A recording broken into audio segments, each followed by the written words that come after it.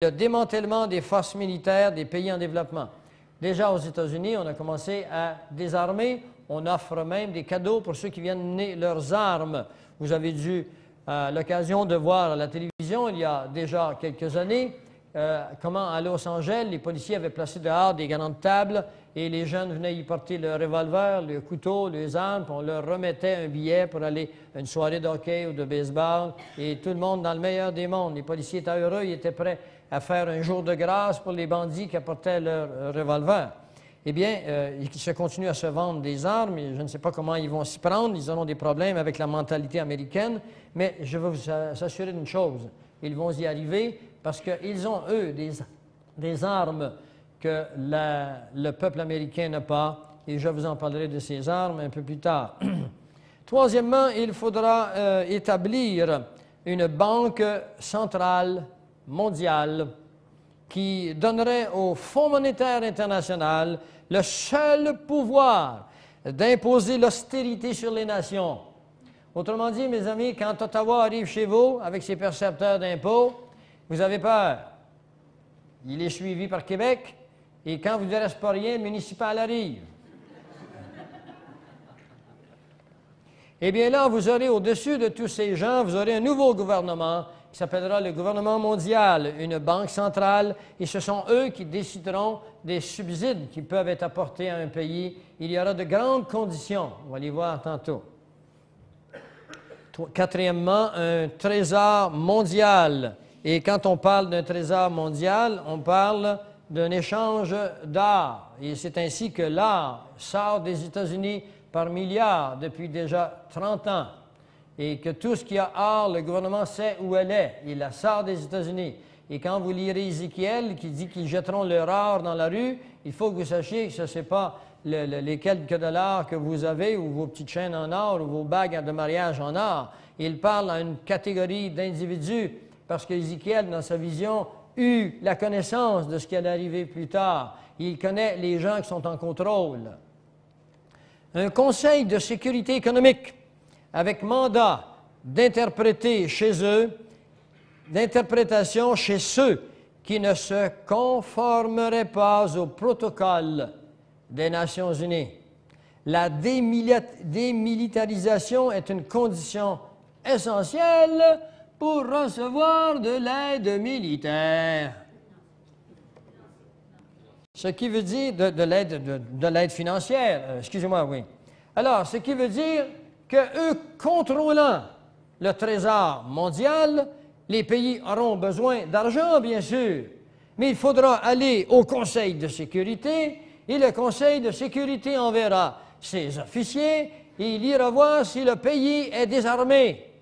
Et si le pays a encore, parmi ses membres, des hommes qui se tiennent debout, et puis qui savent très bien ce qui s'en vient, et puis qui veulent rester armés, eh bien, le pays ne pourra recevoir de subventions.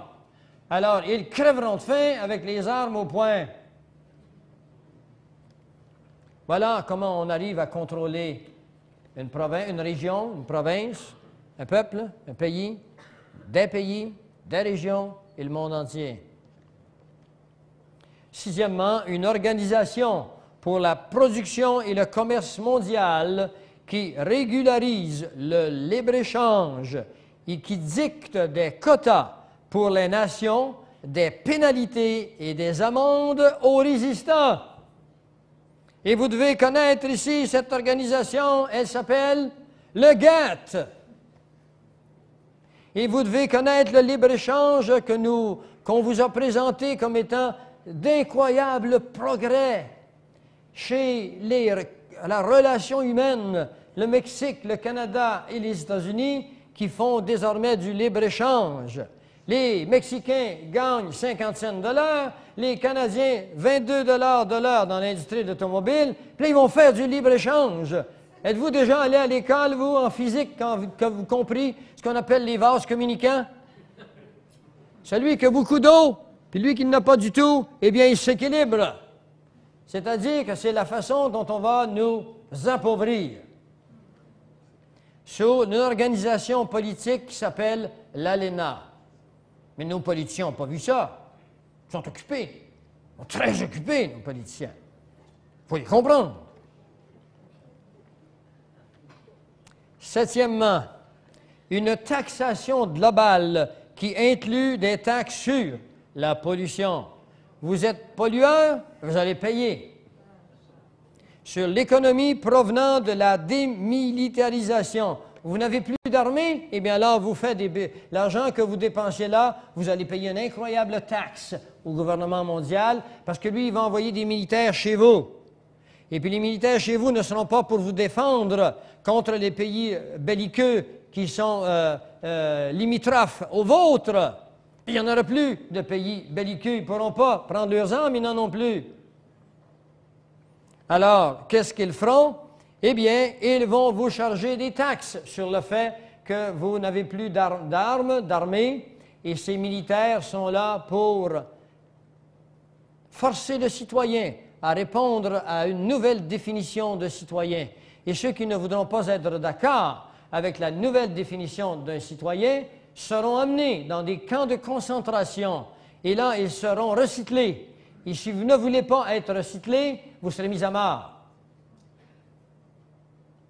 Et parmi la définition de ce nouveau citoyen, eh bien, il faudra que vous acceptiez que si vous croyez dans un seul Dieu, vous êtes défectueux. Si vous croyez que vous pouvez montrer la Bible à vos enfants qui ne sont pas d'accord, ils auront le pouvoir de vous emmener dans une cour internationale où vous serez condamnés.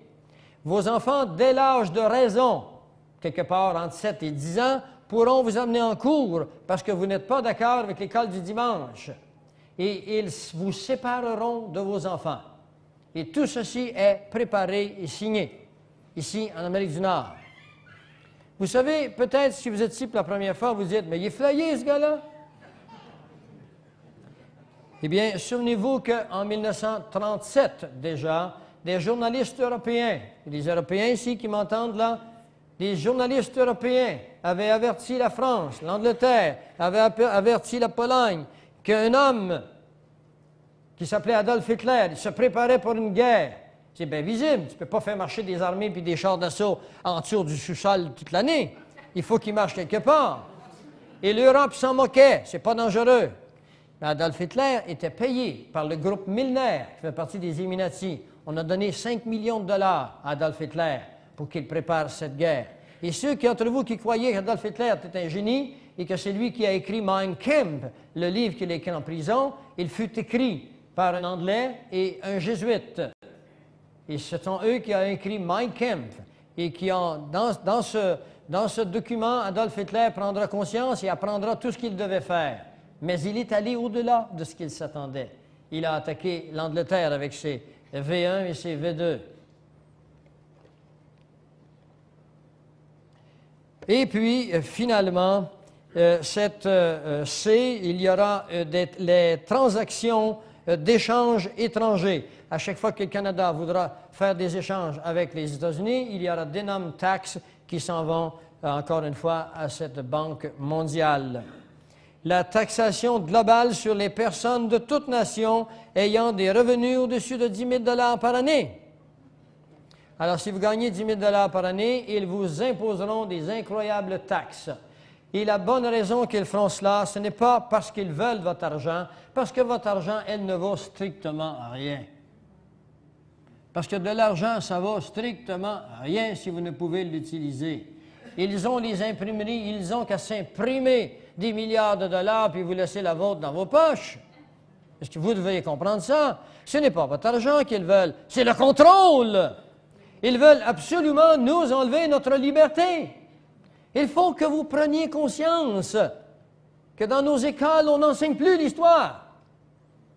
On l'enseigne tellement loin en arrière sans aucune application maintenant. Si vous apprenez l'histoire, vous allez apprendre que l'homme sur notre planète Terre n'a jamais, au préalable, vécu autant de prospérité